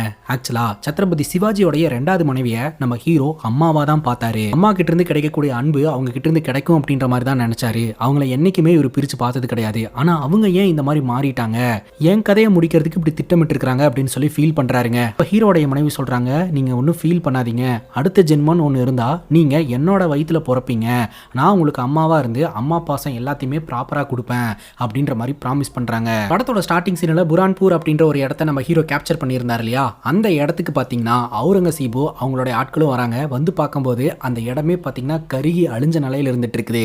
அதை பார்க்கும்போது அவுரங்கசீபுக்கு பயங்கர கோவம் வருது. என்னோட அழகான சிட்டியை இப்படி நாசமாக்கிட்டான் அப்படின்னு சொல்லிட்டு இந்த அவுரங்கசீப் பாத்தீங்கன்னா அவருடைய கிரீடத்தை கலட்டி வைக்கிறாருங்க. நான் இந்த கிரீடத்தை திரும்பவும் போட்டுப்பேன் எப்போனா இந்த சம்பா மகாராஜாவுடைய திமிர அடக்கி அவனுடைய கதறல்களை என் காதால கேட்கும் போதுதான் நான் இதை எடுத்து திரும்பவும் வியர் பண்ணுவேன் அப்படின்னு சொல்லிட்டு போர் தொடுக்கிறதுக்கு முடிவெடுக்கிறாருங்க. இன்னொரு பக்கம் நம்ம ஹீரோவும் போருக்கு தயாராகிறாருங்க. அங்க கட் பண்ணா ஒரு சின்ன பொண்ணு மலை மேல அந்த பொண்ணு வளர்க்கக்கூடிய ஆடுங்களை எல்லாம் மேய்க்கிறதுக்காக கூட்டிட்டு வந்திருக்குதுங்க. திடீர்னு அந்த பொண்ணு தீ பிடிச்சி எரிஞ்சுக்கிட்டு இருக்கிறா. காப்பாத்துங்க காப்பாத்துங்கன்னு கதறா. என்னடான்னு பார்த்தா பின்னாடி ஃபுல்லா இந்த அவுரங்கசீபோடைய ஆர்மி நின்றுட்டு இருக்குதுங்க. யூசுவலா போர் அப்படின்னாலே அந்த 2 ராஜாங்களுக்கும் ஆர்மிங்களுக்கும் தானே நடக்கணும். ஆனா இந்த அவுரங்கசீபோடைய ஆர்மி வந்து பொதுமக்களை தொந்தரவு பண்ணுது, ரொம்ப கொடூரமா அட்டாக் பண்ணி கொலை பண்ண ஆரம்பிக்குதுங்க. ஒரு ஊருக்குள்ள பூந்து அந்த ஊர்க்காரங்களை எல்லாம் அவங்க வீட்டுக்குள்ள அடைச்சு வச்சு அந்த வீட்டையே கொளுத்தி எல்லாத்தையுமே பயங்கரமா சாவடிக்கிறாங்க. ஒரு ஆறு ஒன்று ஓடுதுங்க தக்காளி, அந்த ஆறு முழுக்க ரெட் கலர்ல ஓடிக்கிட்டு இருக்குது. அந்த அளவுக்கு மக்களை கொன்னு கூச்சிக்கிட்டு இருக்காங்க. இந்த தகவல் நம்ம ஹீரோட காதுக்கு வரும்போது ஹீரோ மனமுடிஞ்சு போயிடுறாருங்க. இவங்களை சும்மாவே விடக்கூடாது அப்படின்னு சொல்லிட்டு நம்ம ஹீரோடைய ஆர்மி இப்ப தயாராகுது. இப்ப அவுரங்கசீபோடைய ஆர்மி பாத்தீங்கன்னா சம்பாஜி மகாராஜாவை போட்டு தள்ளுறதுக்காக இவங்களுடைய ராஜ்யத்தை நோக்கி வந்துகிட்டு இருக்குது. இவங்க ஒரு மேப் ஒன்று 3Dல ரெடி பண்ணி வச்சிருக்காங்க. அதைய இவங்க பார்த்து எந்த இடத்துல யார் யாரெல்லாம் நிக்கணும் அப்படின்றத டிஸ்கஸ் பண்ணிட்டு இருக்காங்க. அப்ப நம்ம ஹீரோ சொல்றாரு, ஒரு போர் பண்ணணும் அப்படின்னா அந்த போர்ல நமக்கு திறமை இருந்தா மட்டும் பத்தாது, யுக்தியும் யூஸ் பண்ணணும், சில பல ட்ரிக்ஸ் எல்லாம் பண்ணி அவங்க இந்த இடத்துக்கு வரதுக்கு முன்னாடியே அவங்களோட கதையை முடிக்கணும் அப்படின்னு சொல்லிட்டு நம்ம ஹீரோ ஒரு சில பிளான்ஸ் எல்லாம் சொல்றாருங்க. அந்த பிளான்ஸை அப்படியே எக்ஸிக்யூட்டும் பண்றாங்க. காட்டுக்குள்ள இந்த அவுரங்கசீபோட ஆர்மி வந்துகிட்டு இருக்குன்னு வைங்களேன். காட்டுக்குள்ள இருக்கக்கூடிய மரத்துல கயிறை கட்டி இவங்க ஆளுங்கெல்லாம் தொங்கிட்டு எல்லாருமே பயங்கரமா அட்டாக் பண்றாங்க. ஒரு விவசாய நிலத்துக்குள்ள இவங்க ஆட்கள் எல்லாம் பாத்தீங்கன்னா போய் ஒளிஞ்சுக்கிறாங்க செடியோட செடியா. அந்த விவசாய நிலத்துக்குள்ள அவுரங்கசீபோட ஆட்கள் உள்ள நுழையும் போது அவங்கள போட்டு பொலவலன்னு பொழந்துடுறாங்க. பயங்கரமான போர் தந்திரங்களை எல்லாம் பயன்படுத்தி அவுரங்கசீபோடைய ஆர்மியை நம்ம ஹீரோ பயங்கரமா வீழ்த்திடுறாருங்க. இந்த தகவல் எல்லாமே அவுரங்கசீபுக்கு போய் சேரும் போது அவர் பயங்கரமா டென்ஷன் ஆகுறாருங்க. அவுரங்கசீபோடைய டீம் வந்து டிஸ்கஸ் பண்ணிட்டு இருக்காங்க. ஆக்சுவலா இந்த சம்பாஜி மகாராஜாவை காலி பண்றதற்காக இவங்க நிறைய செலவு பண்றாங்க, அதனால நம்ம கஜானா தான் கொஞ்சம் கொஞ்சமா காலி ஆயிட்டு இருக்குது அப்படின்னு ஃபீல் பண்றாங்க. ஒன்னும் பிரச்சனை இல்ல, சம்பா மட்டும் நம்ம கையில கிடைச்சிட்டானா விட்டதையெல்லாம் பிடிச்சிடலாம் அப்படின்ற மாதிரி தான் இப்போ சம்பாவோட கதையை முடிக்கிறதுக்கு பிளான் பண்றாங்க. நாசிக் அப்படின்ற ஒரு இடத்துல அவுரங்கசீபோட ஆர்மி வந்து தண்ணி குடிக்கிறதுக்காக நின்றுட்டு இருக்காங்க. அந்த இடத்துக்கு வந்த நம்ம ஹீரோட ஆர்மி எல்லாத்தையும் போட்டு உரின்னு உரிச்சிடுறாங்க. அவுரங்கசீபோடைய ஆர்மி பாத்தீங்கன்னா தொடர்ந்து பின்னடைவு அடைஞ்சிட்டே இருக்குது. அப்ப அவுரங்கசீபோடைய மனைவி சொல்றாங்க, நம்ம கிட்ட இருந்து எப்படி அக்பர் பிரிஞ்சு போனானோ அதே மாதிரி இந்த சத்ரபதி சிவாஜியோட அந்த அரண்மனையிலேயே அவங்களோட ஆட்சி மேல அதிருப்தியோட யாரோ ஒருத்தங்க இருப்பாங்க, அவங்க யாரு அப்படின்றத கண்டுபிடிங்க, அவங்கள எப்படியாவது நம்ம வழிக்கு வர வச்சிட்டோம் அப்படின்னா கண்டிப்பா நம்ம சம்பா மகாராஜாவோடைய பிளான் என்ன அப்படின்றதெல்லாம் நமக்கு தெரிஞ்சிடும். சோ அதை வச்சு ஈஸியா அவனோட கதையை முடிச்சிடலாம் அப்படின்னு இவங்க பிளான் பண்றாங்க. இப்போ இந்த அக்பர் இருக்கிறார் இல்லையா, அவரோட இடத்துக்கு பாத்தீங்கன்னா இந்த முகலாயர்களுடைய ஆர்மி போகுதுங்க. அந்த இடத்துல பயங்கரமான சண்டை நடக்குது. அக்பரை போட்டு தள்ளலான்னு வரும்போது அக்பர் பயங்கரமா சண்டை போட்டு தன்னோட உயிரை காப்பாத்திடுறாருங்க. அந்த தகவலும் பாத்தீங்கன்னா அவுரங்கசீபுக்கு வந்து சேருது. அது மட்டும் இல்லாம சம்பாவோடைய இடத்தை கண்டுபிடிக்கிறதுக்கான ஒரு வழியும் கிடைச்சிருக்கு அப்படின்ற மாதிரி சொல்ல இந்த அவுரங்கசீப் கொஞ்சம் சந்தோஷப்படுறாருங்க. இப்போ இந்த அக்பர் பாத்தீங்கன்னா நம்ம ஹீரோ மீட் பண்றதுக்காக ஹீரோவோட கோட்டைக்கு வராருங்க. நான் இந்தியா விட்டே வெளியேறிடலான்னு இருக்கிறேன் அப்படின்ற மாதிரி சொல்ல தர்பார்ல இருக்கிறவங்க சொல்றாங்க, இப்பதான் கொஞ்சம் கொஞ்சமா அவுரங்கசீபோட ஆர்மியை வீழ்த்தி நாங்க முன்னேறிட்டு இருக்கிறோம், கொஞ்ச நாள்ல எப்படியும் நம்மளுடைய விஷன் அப்படின்றது நிறைவேறிடும், அதுக்குள்ள ஏன் ஊரை விட்டு போறேன்றீங்க அப்படின்னு கேட்க அதுக்கு அக்பர் சொல்றாரு, எனக்கு என்னோட கோல் அச்சீவ் பண்றதை விட எனக்கு உயிர் வாழணும்னு ஆசையா இருக்குது, அதனால நான் இங்க இருந்து போயிடுறேன் அப்படின்ற மாதிரி சொல்றாருங்க. ஹீரோ சொல்றாரு, ஏன் போறேன்னு சொல்லிட்டு இருக்கீங்க, இருங்க அவுரங்கசீபோடைய தோல்வியை கண்ணால பார்த்துட்டு போங்க அப்படிங்கும் போது நீங்க சொல்றது சரிதான், கண்டிப்பா நீங்க தான் வின் பண்ணுவீங்க, அதனால நான் போயிட்டு வரேன் அப்படின்ற மாதிரி சொல்ல உடனே நம்ம ஹீரோ அந்த தர்பார்ல இருக்கக்கூடிய ஒரு குறுநில மன்னன் கிட்ட இவருக்கு என்னென்ன தேவையோ அதை எல்லாத்தையுமே பண்ணி கொடுத்துருங்க அப்படின்ற மாதிரி சொல்ல அப்ப திடீர்னு கோட்டைக்கு ஒரு நபர் ஓடி வராரு ஏதோ ஒரு இன்ஃபர்மேஷனை கொண்டுட்டு. என்ன இன்ஃபர்மேஷன் அப்படின்னு பார்த்தா நம்ம ஹீரோடைய மாமா ராணுவ தளபதி அவரை இந்த அவுரங்கசீபோடைய ஆர்மி பாத்தீங்கன்னா கொன்றுச்சு அப்படின்ற தகவல். அவரு தான் நம்ம ஹீரோக்கு ஒரு மிகப்பெரிய மோட்டிவேஷனுங்க. சோ அவரை நினைச்சு ஹீரோ ரொம்பவே ஃபீல் பண்றாரு, அழுகுறாரு. அப்பதான் இன்னொரு அதிர்ச்சியான விஷயமும் தெரிய வருதுங்க. இந்தியால பல்வேறு இடங்கள்ல சின்ன சின்ன மன்னர்கள்லாம் இருப்பாங்க இல்லையா, அதாவது இவங்களோட ஆட்சியில் இல்லாம வேற வேற ஆட்சியில் இருக்கக்கூடிய மன்னர்கள், அவங்க எல்லாருமே பாத்தீங்கன்னா அவுரங்கசீபோடைய டிராப்ல விழுந்துட்டு இருக்காங்கன்ற தகவலுங்க. அதை கேட்டு நம்ம ஹீரோ டென்ஷன் ஆயிட்டு இப்போ அந்த அவுரங்கசீப் எங்க இருக்கிறாரு அப்படின்ற மாதிரி கேக்குறாருங்க. இந்த டைம் கேப்லயே பாத்தீங்கன்னா நம்ம ஹீரோக்கு குழந்தை பிறந்து பையனும் இப்ப சின்ன பையனா இருந்துகிட்டு இருக்காங்க. நம்ம ஹீரோ போருக்கு ரெடி ஆயிட்டு இருக்காருங்க. வீட்டுல இருக்கக்கூடிய பாட்டி கேக்குறாங்க, எப்ப பார்த்தாலும் இந்த அவுரங்கசீப்னால அது நடந்தது இது நடந்ததுன்றத காதல கேட்டுட்டே இருக்க வேண்டியதா இருக்குது. எப்பதான் இந்த பிரச்சனையெல்லாம் முடியும் அப்படிங்கும் போது எனக்கு தெரிஞ்சு இதுதான் கடைசி போர்னு நினைக்கிறேன். இத்தோட அவுரங்கசீப்போட கதை முடிஞ்சிரும் அப்படின்ற மாதிரி ஹீரோ சொல்றாருங்க. இப்போ நான் போருக்கு கிளம்பி போறேன். திரும்பி வரதுக்கு ஒரு மாசம் ஆகலாம், ஒரு வருஷம் ஆகலாம், ஏன் பல வருஷம் கூட ஆகலாம். நான் கொஞ்சம் வருஷம் கழிச்சு திரும்ப வரும்போது என் பையனுக்கே என்ன அடையாளம் தெரியாத அளவுக்கு கூட போலாம் அப்படின்னு அவருடைய மனைவி கிட்ட சொல்லிட்டு பையனை கொஞ்சறாருங்க. இப்போ அவரோட கோட்டையில இருக்கக்கூடிய ஒரு சின்ன பையன் நானும் உங்களோட வரேன், போர் செய்யறேன் அப்படின்ற மாதிரி சொல்ல ஹீரோ பாத்தீங்கன்னா அப்படியே பாக்குறாரு. என்ன சொல்ல போறீங்க, நான் இன்னும் அதுக்கு தயாராகலன்னு தானே அப்படிங்கும்போது ஹீரோ சொல்றாரு, அப்படி இல்லடா, நாங்க எல்லாருமே போர் புரியறதுக்கு போயிட்டோம்னா இந்த கோட்டைக்கு யாரு பாதுகாப்பு? ஸோ இங்கிருந்து கோட்டையை பாதுகாக்க வேண்டிய பொறுப்பு உங்ககிட்ட கொடுக்குறேன் அப்படின்ற மாதிரி ஹீரோ சொல்றாருங்க. இப்போ நம்ம ஹீரோ அவரோட மனைவி கிட்ட தனியாக டைம் ஸ்பெண்ட் பண்றாரு. வீட்டில் இருக்கக்கூடிய எல்லோருமே என்ன நினைச்சு கவலையில் இருந்துட்டு இருக்காங்க. உனக்கு கவலை இல்லையா அப்படின்னு கேட்கும்போது கவலை இருக்கு, உங்களை நினைச்சல அந்த அவுரங்க நினைச்சு அப்படின்ற மாதிரி நம்ம ஹீரோனும் ஹீரோக்கு மோட்டிவேஷன் பண்றாங்க. இப்போ அங்க இருக்கக்கூடிய ஆர்மி ஆட்களை எல்லாம் கூப்பிட்டு நம்ம ஹீரோ பயங்கரமான ஒரு மோட்டிவேஷன் கொடுக்குறாருங்க. நாம இந்த அவுரங்கசீபோட கதையை முடிச்சா மட்டும்தான் நம்மளுடைய மக்கள் இங்க சந்தோஷமா வாழ்வாங்க. அதனால நம்ம தைரியமா போராடணும், அவங்களோட அந்த ஆட்சியை கவிழ்க்கணும் அப்படின்னு சொல்லிட்டு எல்லோருமே கிளம்புறாங்க. அது மட்டும் இல்லாம ராணுவத்துல ஒரு ஏரியாவுக்கும் ஒரு தலைவர் இருப்பாங்க. ஸோ அவங்களையெல்லாம் நான் ஒரு இடத்துல வச்சு மீட் பண்ணணும் அப்படின்னு சொல்லிட்டு அந்த மீட்டிங்கான ஏற்பாடை ஹீரோ பண்றாருங்க. இப்போ நம்ம ஹீரோடைய டீம்ல இருக்கிறவரு பாதுகாப்பு பணியில ஈடுபட்டு இருக்கிறாருங்க. அப்போ அவர் அந்த ஸ்கோப் போட்டு பார்க்கும்போது அவருக்கு ஒரு மிகப்பெரிய அதிர்ச்சிங்க. ஏன்னா இந்த அவுரங்கசீபோடைய ஆர்மி நம்ம ஹீரோ இந்த தலைவர்களை எல்லாம் மீட் பண்றதா சொல்லியிருந்தார் இல்லையா, அந்த இடத்தை நோக்கி போயிட்டு இருக்குது. அந்த இடத்துல தான் நம்ம ஹீரோ இருப்பாரு அப்படின்ற தகவல் எப்படி அவுரங்கசீபோட ஆர்மிக்கு தெரிஞ்சது அப்படின்னு யோசிச்சு பாக்குறாங்க. தக்காளி அங்கதாங்க ஒரு தாறுமாறான ட்விஸ்ட். நம்ம ஹீரோடைய தர்பார்ல கானோஜி அப்படின்ற 2 குறுநில மன்னர்கள் இருந்தாங்க இல்லையா, அவங்க கூட எங்களுடைய நிலத்தை இண்டிபெண்டா விட்டுருங்க, உங்களுக்கு கீழே எங்களோட ஆட்சி வரக்கூடாது அப்படின்ற மாதிரி கேட்டிருந்தாங்க. ஆனா ஹீரோ அப்படியெல்லாம் தரமாட்டேன், எல்லாரும் ஒன்னா இருக்கிற மாதிரி தான் இருக்கணும்னு சொல்லியிருந்தார் இல்லையா, அவங்க அந்த இடத்த இண்டிபெண்டன்ட் ஆக்கிக்கணும் அப்படின்றதற்காக அவுரங்கசீப் கிட்ட உதவி கேட்டு இருந்திருக்காங்க. ஹீரோ இருக்கக்கூடிய இடத்த நான் காட்டி கொடுக்குறேன், நீங்க போய் ஹீரோ வீழ்த்திருங்க, அதுக்கப்புறம் என்னோட இடத்த எனக்கு இண்டிபெண்டா கொடுத்துருங்க அப்படின்னு சொல்ல இந்த அவுரங்கசீபோட ஆர்மியை அக்செப்ட் பண்ணிட்டு இவங்க 2 பேரத்தை கூட கூப்பிட்டுட்டு ஹீரோ இருக்கக்கூடிய இடத்தை நோக்கி போயிட்டு இருக்குதுங்க. நேரம் கடந்துருச்சு. இப்போ அவுரங்கசீபோட ஆர்மி பாத்தீங்கன்னா ஹீரோ இருக்கக்கூடிய இடத்துக்கு வந்துருச்சுங்க. அந்த இடத்துல நம்ம ஹீரோ பயங்கரமா போர் செய்யறாருங்க. போட்டு பொலன்னு பொழக்கிறாரு. இது வரைக்கும் நீ என்ன ஒரு சாதாரண ஆளா தான் பாத்திருக்க, இதுக்கு மேலதான் ஒரு சிங்கத்தோட குட்டி எப்படி இருக்கும் அப்படின்றத பார்க்க போற அப்படின்னு சொல்லிட்டு இந்த அவுரங்கசீபோட ஆர்மியை போட்டு பொலன்னு பொழக்கிறாருங்க. தக்காளி இந்த சண்டை நீண்டுகிட்டே போயிட்டு இருக்குதுங்க. நைட் ஆரம்பிச்ச சண்டை பகல் முழுக்க சண்டை நடந்துட்டு இருக்குது. ஹீரோ கூட இருக்கிறவங்க ஒவ்வொருத்தங்களா கொல்லப்பட்டு இறந்துகிட்டே இருக்கிறாங்க. அதெல்லாம் பார்த்து வெறியாகி நம்ம ஹீரோ அடிச்சுக்கிட்டே இருக்கிறாருங்க. ஒரு கட்டத்துக்கு மேல நம்ம ஹீரோவும் ஹீரோ கூட அந்த கவிதையெல்லாம் சொல்லுவார் இல்லையா, அவங்க 2 பேர் மட்டும் அந்த இடத்துல சண்டை செஞ்சுக்கிட்டு இருக்கிறாங்க. நிறைய பேர் இருக்கிறாங்க, அடிக்க வந்துகிட்டே இருக்கிறாங்க. ஒரு கட்டத்துக்கு மேல நம்ம ஹீரோவையும் அந்த நபரையும் சிறப்பிடிச்சிடுறாங்க. இப்போ இந்த அவுரங்கசீபுக்கு செய்தி போய் சேருதுங்க. ஸோ நீங்க ஆசைப்பட்ட மாதிரியே சத்ரபதி சிவாஜியோட மகனான சம்பாஜி மகாராஜாவை நாங்க சிறப்பிடிச்சிட்டோம் அப்படின்ட்டு அவுரங்கசீப் சொல்லியிருந்தார் இல்லையா, நான் ஜெயிச்சதுக்கு அப்புறம் தான் இந்த கிரீடத்தை என் தலையில வைப்பேன் அப்படின்ட்டு உடனடியா போய் அந்த கிரீடத்தை எடுத்து பார்த்துக்கிட்டு இருக்கிறாருங்க. இந்த பக்கம் நம்ம ஹீரோ பயங்கரமா அடி வாங்கிட்டு இருக்கிறாரு இல்லையா, அது எல்லாத்தையுமே நம்ம ஹீரோடைய மனைவினால உணர முடியுது. எல்லாம் சரியாயிரும் அப்படின்ற மாதிரி அவங்க நம்பிக்கிட்டு இருக்காங்க. இப்ப அவுரங்கசீப் இருக்கக்கூடிய இடத்துக்கு நம்ம ஹீரோ கூட்டிட்டு போய் கட்டி போட்டு வச்சிருக்காங்க. ஹீரோடைய உடம்பெல்லாம் ரத்தமா இருக்குதுங்க, உடம்பெல்லாம் வெட்டுக்காயமா இருந்துட்டு இருக்கு. அதெல்லாம் வீடியோல காட்டவே முடியாதுன்னு நினைக்கிறேன். அந்த வழியிலும் வேதனையிலும் கூட கொஞ்சம் கூட கெத்த விட்டு கொடுக்காம அப்படியே நின்னுகிட்டு இருக்கிறாருங்க. அவுரங்கசீப்பை எதிர்த்து சுத்தி அவுரங்கசீபோட ஆர்மி நின்னுட்டு இருக்கு. நம்ம ஹீரோவும் அந்த கவிதை சொல்லக்கூடிய ஃப்ரெண்டையும் மட்டும் அந்த இடத்துல கட்டி போட்டு வச்சிருக்காங்க. வேற யாருமே மராத்தியர்கள் கிடையாது. அப்போ நம்ம ஹீரோ சத்தமா சொல்றாரு, முகலாயர்களுடைய ஆட்சி வீழ போகுது, மராத்தியர்கள் என்னைக்குமே நிலைப்பாங்க அப்படின்ட்டு. அதுக்கப்புறம் ராத்திரி கவிதை சொல்லக்கூடிய ஹீரோடைய ஃப்ரெண்டை மட்டும் தனியா கூட்டிட்டு போயிட்டு இருக்காங்க. அவருக்கு தெரிஞ்சு போச்சு எப்படியும் நம்மளை போட்டு தள்ளிடுவாங்க அப்படின்ட்டு. அப்ப கடைசியா ஒரு கவிதை சொல்றேன் அப்படின்ற மாதிரி சொல்லிட்டு நம்ம ஹீரோவை புகழ்ந்து கவிதையெல்லாம் சொல்லிக்கிட்டு இருக்கிறாருங்க. ஹீரோக்கு ரொம்ப கஷ்டமா இருக்குது. என்னுடைய கடைசி சல்யூட்டை மராத்தியர்களுக்காகவும் மராத்திய மன்னனான உங்களுக்காகவும் சமர்ப்பிக்கிறேன், இதை ஏத்துக்கோங்க அப்படின்னு சொல்லிட்டு அவுரங்கசீப்போட ஆர்மினால அவர் இறந்து போறாரு. நம்ம ஹீரோவை தொடர்ந்து கட்டி போட்டு டார்ச்சர் பண்ண ஆரம்பிக்கிறாங்க. எந்த மாதிரி அப்படின்னு பாத்தீங்கன்னா, ஹீரோவோட கையில இருக்கக்கூடிய நகங்களை அப்படியே பிச்சு எடுங்க அப்படின்ற அப்படின்ற மாதிரி சொல்ல அந்த ஆர்மி வந்து பிச்சை எடுக்கிறதுக்கு முயற்சி பண்றாங்க. ஹீரோ ஒரு தள்ளுறாருங்க. மொத்த பேரும் கீழே விழுந்துடுறானுங்க. அத்தனை அடி வாங்கி அத்தனை காயத்தோட கட்டி போடப்பட்ட நிலைமையில இருக்கக்கூடிய நம்ம ஹீரோக்கு இருக்கக்கூடிய ஸ்ட்ரென்த் கூட அந்த ஆர்மிக்கு இல்ல. அதுக்கப்புறமும் பாத்தீங்கன்னா நம்ம ஹீரோவோட கையில இருக்கக்கூடிய நகங்களை எல்லாம் பிச்சு எறிகிறாங்க. ஹீரோ அப்படியே கண்ட்ரோல் பண்ணிட்டு நின்றுட்டு இருக்கிறாரு. கொஞ்சம் கூட பெயினா இருக்கிற மாதிரி அவர் முகத்துல காட்டிக்கவே இல்லை. இன்னொரு பக்கம் ஹீரோவோடைய மனைவி ஹீரோக்கு என்னவோ அங்க நடக்குது அப்படின்றத நினைச்சு ரொம்பவே ஃபீல் பண்ணிட்டு கடவுள்கிட்ட பிரேயர் பண்ணிட்டு இருக்காங்க.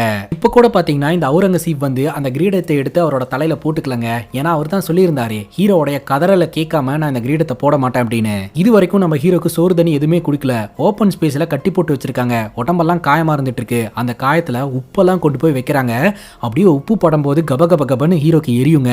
அப்பவும் பாத்தீங்கன்னா அதை இறுக்கி புட்டிச்சிட்டு கத்தாம கதறாம அப்படியே நின்றுட்டு இருக்கிறாருங்க. இவ்வளவு பண்ணியும் கதறாதவன் கண்டிப்பா இதை பண்ண கதறுவான் அப்படின்னு சொல்லிட்டு இரும்பு இருக்கு இல்லையா, அதைய நல்லா கொழுந்த காய்ச்சி கொண்டாந்து ஹீரோடைய கண்ணிலேயே சுருவிடுறாங்க. ஹீரோடைய கண் பார்வையும் போகுது. அப்படியே அசராம நின்றுகிட்டு இருக்கிறாருங்க. ஒரு பக்கம் ஹீரோடைய மனைவி இதெல்லாம் உணர்ந்து பயங்கரமா அழுதுகிட்டு இருக்கிறாங்க. நம்ம ஹீரோ பாத்தீங்கன்னா அவரோட பொண்டாட்டி கிட்ட கடைசியா சொல்லிட்டு வந்ததெல்லாம் நினைச்சு ரொம்பவே ஃபீல் பண்ணிக்கிட்டு இருக்கிறாரு. ஒரு மாசமோ ஒரு வருஷமோ பல வருஷமோ நான் கண்டிப்பா வந்துருவேன் அப்படின்ற மாதிரி தான் சொல்லி இருந்திருப்பாரு. ஆனா அவுரங்கசீப் கிட்ட வசமா மாட்டிக்கிட்டாருங்க. அப்பவும் ஹீரோ என்ன சொல்றாருன்னா முகலாயர்களுடைய வீழ்ச்சி ஆரம்பம், கண்டிப்பா நீங்க எல்லாம் விழுந்துருவீங்க அப்படின்ட்டு. அடுத்த நாள் காலையில இந்த அவுரங்கசீப் நம்ம ஹீரோ கிட்ட வந்து பேசுறாருங்க. உண்மையிலேயே நீ ரொம்ப தைரியசாலியா இருந்துட்டு இருக்கிற. நீ மதம் மாதிரி என் பக்கம் வந்துரு. கண்டிப்பா உனக்கு ஒரு நல்ல வாழ்க்கை கிடைக்கும். நீ ஊன்னு சொன்னீங்கன்னா இப்பவே உனக்கான ட்ரீட்மெண்ட் ஆரம்பிச்சிடலாம் அப்படின்னு சொல்ல ஹீரோ சிரிச்சுட்டே ஒரு பதில சொல்றாருங்க. நீ என் பக்கம் வந்துரு, பெட்டரான வாழ்க்கையை வாழலாம். ஆனா நீ மதம் மாறணும்ன்ற அவசியமே கிடையாது அப்படின்னு சொல்ல அவுரங்கசீப் காண்டாய் அங்கிருந்து போறாருங்க. அதுக்கப்புறம் ஹீரோவோடைய நாக்க கட் பண்ண சொல்லி ஆர்டர் கொடுக்குறாங்க. ஹீரோவோடைய நாக்க கட் பண்றதுக்காக பம்பிட்டே ஆர்மி ஆட்கள் கிட்ட வராங்க. அப்ப திடீர்னு சிங்கம் கர்ஜிக்கிற மாதிரியான சத்தங்க. திரும்பி பார்த்தா ஹீரோ நாக்க வெளியில நீட்டிட்டு நின்னுட்டு இருக்கிறாரு. அதுக்கப்புறம் ஒரு இரும்பு கம்பியை வச்சு ஹீரோடைய நாக்க அப்படியே பிச்சு எடுத்துடுறாங்க. ஆல்ரெடி நம்ம ஹீரோக்கு பாதி உசுறு போச்சுங்க. அங்க கட் பண்ணா சத்ரபதி சிவாஜியோடைய 2வது மனைவி இருக்காங்க இல்லையா, அவங்க இறந்துட்டாங்க போல. சோ அவங்களுடைய பையனை பாத்தீங்கன்னா இந்த கோட்டைக்கு கூட்டு வந்திருக்காங்க. நம்ம ஹீரோ போருக்கு போனவர் ரிட்டர்ன் வரல அப்படின்னு சொல்லிட்டு சிவாஜியோட 2வது மனைவிக்கு பிறந்த அந்த பையன் இருக்கான் இல்லையா, சின்ன பையன், அந்த பையனை வந்து பதவி ஏத்துக்க வைக்கிறாங்க. அவன் போய் அந்த சிம்மாசனத்துல உட்காரான். அந்த சிம்மாசனத்துல அவன் உட்கார்றதுக்கு பயமாவும் ரொம்ப நோவஸாவும் இருந்துட்டு இருக்கு. அந்த இடத்துல தான் நம்ம ஹீரோவோடைய மனைவி நிப்பாங்க. அப்ப ஹீரோ சொன்னது ஹீரோவோடைய மனைவிக்கு ஞாபகம் வரும். அது என்ன அப்படின்னா, நான் இருந்தாலும் இல்லனாலும் மராத்தியர்களுடைய வாழ்க்கைய அடுத்த கட்டத்துக்கு கொண்டு போகணும், அவங்க கடைசி வரைக்கும் வாழணும் அப்படின்ட்டு. இன்னொரு பக்கம் நம்ம ஹீரோவை கட்டி போட்டு வச்சிருக்காங்க இல்லையா, அந்த இடத்துக்கு அவுரங்கசீப் பயங்கர டென்ஷனோட வருவாருங்க. அவர்னால ஏத்துக்கவே முடியலங்க. ஏன்னா ஹீரோவோட கதறலை கேட்டுட்டு தான் அந்த கிரீடத்தை நான் போடுவேன் அப்படின்றதுல உறுதியா இருந்தாரு. இப்போ வரைக்கும் நம்ம ஹீரோ கதறவே இல்லைங்க. அந்த இடத்துக்கு வந்து ஹீரோவை பார்த்து ஒரு வார்த்தை சொல்லுவாருங்க. அதுதாங்க இந்த படத்திலேயே ஹைலைட்டு. உன்ன மாதிரியான ஒரு பையன் மட்டும் எனக்கு பிறந்திருந்தான்னு வையேன், இந்த இந்தியா என்ன ஒட்டுமொத்த உலகத்தையும் என் உள்ளங்கையில கொண்டு வந்திருப்பேன் அப்படின்ட்டு. ஹீரோ சின்ன வயசா இருக்கும்போது ஒரு அசரி வாய்ஸ் ஒன்று ஹீரோக்கு கேட்குங்க. பயமா இருக்கும் போதும் ஃபீல் பண்ணும் போதும் இவரு அப்பா சாஹிப் அம்மா சாஹிப் அப்படின்னு சொன்ன உடனே ஒரு அசரி வாய்ஸ் வந்து ஹீரோக்கு மோட்டிவேஷன்லாம் கொடுக்கும். இப்ப ஹீரோ சாவோட விளிம்புல இருக்கிறாரு. அப்பா சாஹிப் அம்மா சாஹிப் அப்படின்னு சொன்ன உடனே அந்த அசரி வாய்ஸ் ஹீரோயினுடைய வாய்ஸா கேக்குதுங்க. அவங்க தான் சொல்லியிருந்தாங்களே அடுத்த ஜென்மத்துல நீங்க எனக்கு மகனா பிறப்பீங்க, ஒரு தாய் தன்னோட மகனுக்கு கொடுக்கக்கூடிய மொத்த பாசத்தையும் நான் கொடுப்பேன் அப்படின்ட்டு. சோ ஹீரோ இறந்துட்டாரு அப்படின்றத சொல்லி இந்த படத்தை முடிக்கிறாங்க. இந்த கதையா கேட்கும் போதே நமக்கு எவ்வளவு கஷ்டமா இருக்குது. சோ அந்த டைம்ல வாழ்ந்தவங்க எப்படியெல்லாம் வாழ்ந்திருப்பாங்க, எப்படியெல்லாம் போர் செஞ்சிருப்பாங்க அப்படின்னு நினைச்சாலே அப்படியே ஒரு மாதிரி புல் அரிக்குது இல்ல. ஸோ இந்த படத்தை பற்றி நீங்கள் என்ன நினைக்கிறீங்க அப்படின்னு உங்களுடைய கருத்தை கமெண்ட் செக்ஷனில் பதிவு பண்ணுங்கள். அண்ட் இதே மாதிரி வேறு எதனா படத்தை பற்றி பேசணும் அப்படின்னு நினச்சாலும் படத்தோடைய பேரை கமெண்ட் செக்ஷனில் சொல்லுங்கள். இதே மாதிரி வேறு ஒரு நல்ல வீடியோவில் வந்து சந்திக்கிறேன். Love you guys, take care and cheers.